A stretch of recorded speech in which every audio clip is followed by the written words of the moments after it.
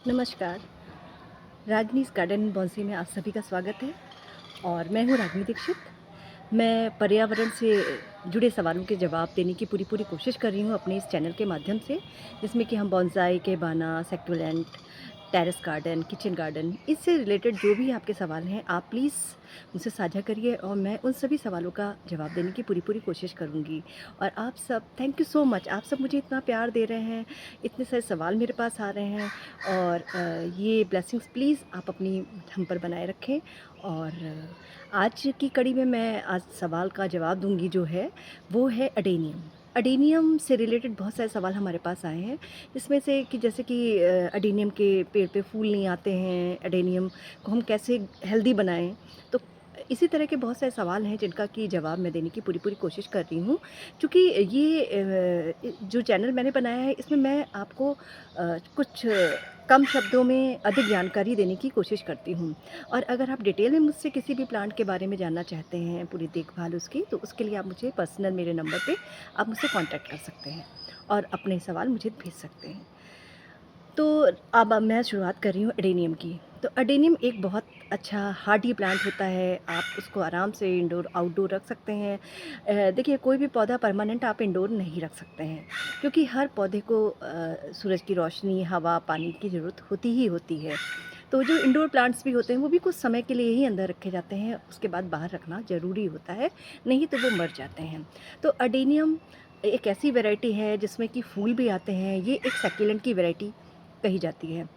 और इसमें इतनी सारे वैरायटी के फ्लावर्स आपको मिलते हैं, चूँकि बड़े-बड़े अब लोग इस पे शोध कर रहे हैं, इन्वेंशन कर रहे हैं, अपने एक्सपेरिमेंट कर रहे हैं, तो ग्राफ्टिंग के थ्रू एक ही पौधे में बहुत सारे कलर के हम फूल उगा सकते हैं।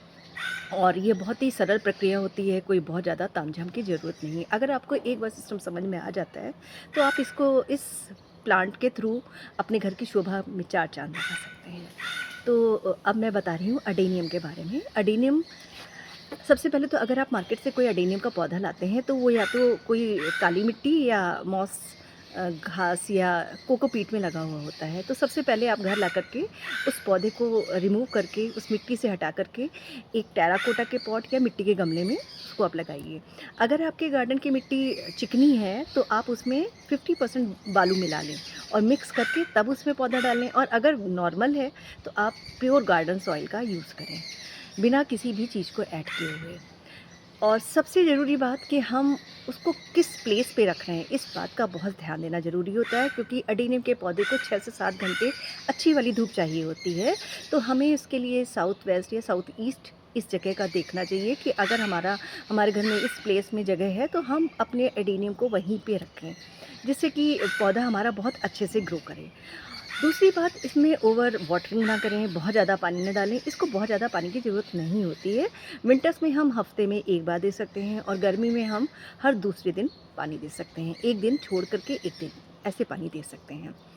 और देखें, अगर मिट्टी सूख गई है तो आप पानी दे सकते हैं।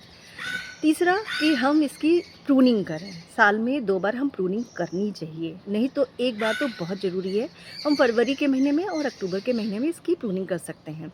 जैसे कि मान लीजिए अब 2025 चल रहा है, तो 2026 की फरवरी 10 से 20 फरवरी के बीच में हम उसकी लाइट प्रूनिंग कर दें, फिर उसकी अगले साल हम इसी मंथ में हम उसकी हार्ड प्रूनिंग कर दें। तो उससे क्या होगा कि उसमें कल्ले भी बहुत अच्छे आएँगे, हेल्दी आएँगे, और हमारे पेड़ पे लीव्स आएँगी, हरा-भरा भी होगा और उसमें बड्स भी आएँगी। और बड्स जो आएँगी वो हेल्दी होंगी, जल्दी गिरेंगी नहीं। हमें इस बात का विशेष ध्यान रखना है कि हम ऐसा भी ना सोचें कि हम इसको पानी ना दें, क्योंकि पानी भी देना ज़रूरी है, लेकिन बस ओवर नहीं होना चाहिए। अगर उसमें कली आती है और अगर आप पानी नहीं दे रहे हैं, तो फिर कलियाँ बहुत जल्दी मुरझा के गिर जाएँगी। तो जब इसमें कलियाँ आने लगें, कलियाँ बनने लगें, तो आप उसमें अल्टरनेट डेज़ पे या जब देखिए उसकी मिट्टी पूरी सूख गई, आप पानी दीजिए। ठीक है? बस ओवर वाटरिंग ना करिए। और इसमें हम जो खाद दे सकते हैं, साल में 1 ही बार खाद दीजिए। आप जैसे कि होता है बोन मील दे सकते हैं, बोन मील के साथ रॉक फास्फोरस जो होती है वो एडेनियम पौधे के लिए बहुत अच्छी होती है। वो मार्केट में राज फॉस के नाम से मिलती है, वो लिक्विड फॉर्म में होती है, और आप उसमें 1 लीटर पानी में 1 ml मिक्स कर लीजिए और उसको शेक करके इस पे स्प्रे कर दीजिए। तो ये बहुत अच्छा सॉल्यूशन होता है एडेनियम के पेड़ पे फूल लाने के लिए। और अगर आपको ये नहीं मिल रही है तो आप सिंपल सा एक काम कर लीजिए, एक छोटी सी कटोरी लीजिए, उसमें गोबर की खाद 1 कटोरी भर, उसमें 1 चम्मच पोटास, 1 चम्मच बोन मील और 1 चम्मच आप उसमें डीएपी मिक्स करके अच्छे से उसको नीम के पौधे पे स्प्रिंकल कर दीजिए। और अगर स्प्रिंकल नहीं कर रहे हैं तो आप उस पॉट पे चारों तरफ होल कर लीजिए पेंसिल से या किसी नुकीली चीज़ से, जिसमें इसमें होल हो जाए। होल में ये खाद जो आपने बनाई है इसको भर दीजिए और ऊपर से मिट्टी भर दीजिए। धीरे धीरे पानी जब आप डालेंगे और सूरज की रोशनी से ये खाद अपने आप सही जगह पे पहुंच जाएगी और आपका पौधा नीचे से उसका जो कोडेक्स होता है वो हेल्दी होने लगेगा और फ्लावर्स आने लगेंगे, पत्तियाँ आएँगी। और अगर पेड़ पे बहुत ज़्यादा पत्तियाँ आ रही हैं, फूल नहीं आ रहे हैं तो आप पत्तियों को थोड़ा-थोड़ा छाँट दीजिए। मतलब बहुत ज़्यादा पत्तियाँ ही ना दिखें, उसके लिए आपको थोड़ी मेहनत करनी होगी, आप पत्तियाँ हटा दीजिए। यकीन मानिए गार्डनिंग एक ऐसा शौक है जो आपको तनाव मुक्त रखता है, आपके बीपी शुगर को कंट्रोल रखता है और आपको एक हेल्दी लाइफ़स्टाइल देता है। पेड़-पौधों का साथ आपके जीवन में संतुष्टि और सुख लाता है। सच्ची बात है, ये पौधे हमारे बच्चे ही तो हैं और अगर हम इसकी देखभाल अच्छे से करते हैं तो ये हमें बहुत अच्छा रिज़ल्ट देते हैं। जब हम घर में आते हैं तो हम इतने सुंदर-सुंदर फूलों को, अपने जो हरे पौधे हैं उनको हेल्दी देख कर के हमारा मन अपने आप में ही खुश होता है और हम बहुत सारी चिंताएँ भूल जाते हैं। तो अगर आप गार्डनर लवर नहीं हैं या प्लांट लवर नहीं हैं तो आप इस शौक को अपनाइए और देखिएगा आपका अपना जीवन जीने का स्टाइल बदल जाएगा।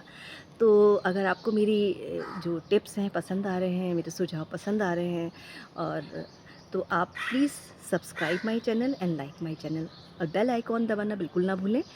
और दूसरी बात कि आप ऐसे ही गार्डनिंग से रिलेटेड सवाल हमसे पूछते रहें, मिलते रहें, स्वस्थ रहें, व्यस्त रहें।